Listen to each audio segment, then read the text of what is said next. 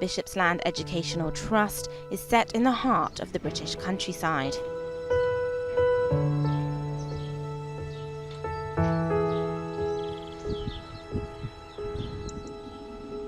Its mission is simple: train the next generation of silversmiths and jewellers and equip them with the skills to be able to sell their own creations, whatever they may be. It was set up by Penelope McCower and her husband Oliver. The universities don't really do what we're doing in the way of teaching for silver. Now I've come away from the workbench, very sorry to have, but in a way it's more important to help the young people and give them a career in life that they're really passionate about.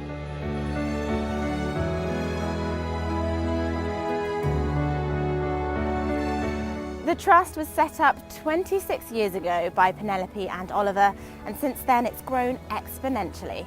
The current intake number 14 self-employed makers who spend 12 months eating, sleeping and breathing right here in Bishopsland.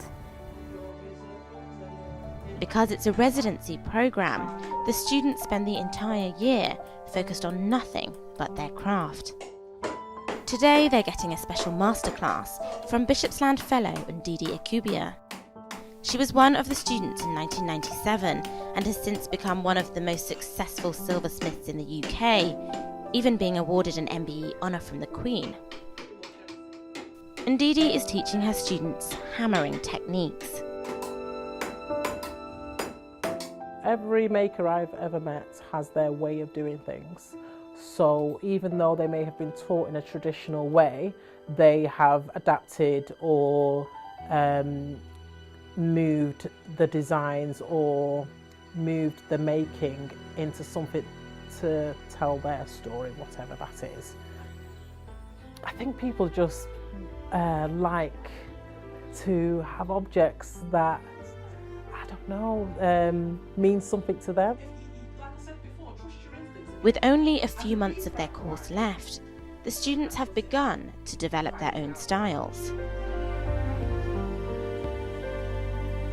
I think it's so important for me to be here because that gives you the opportunity to develop my own style. So we've learned so many more. We've had lots of masterclasses where there's things that I didn't have the time to do when I was at university, like engraving and chasing repoussé and raising.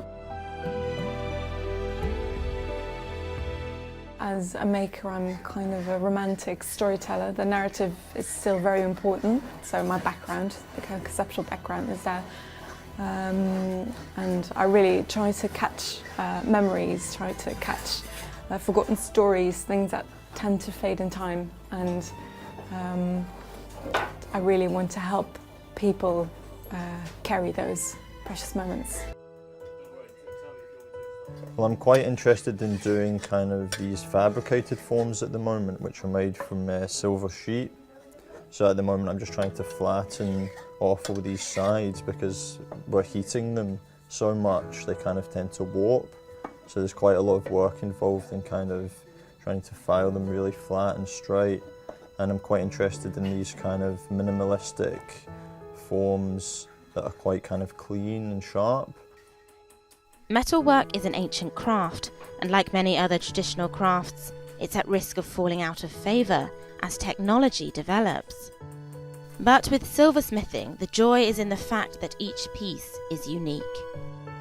Former student Rachel Jones now works part-time as the workshop manager.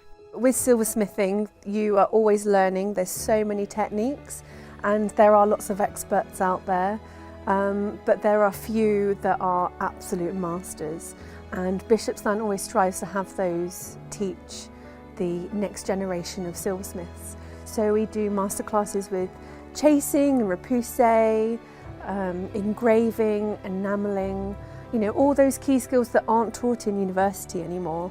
Organisations like Bishopsland are rare. It's a charity, and most of the students attending do so via scholarships. The fellows are often invited back to teach and to help new graduates. Since it launched 26 years ago, around 200 silversmiths from all over the world have been through its doors. New technologies may jeopardise traditional silversmithing, but places like Bishopsland are determined to keep this ancient craft alive. Miranda Atty, TRT World, Dunsdon, South Oxfordshire.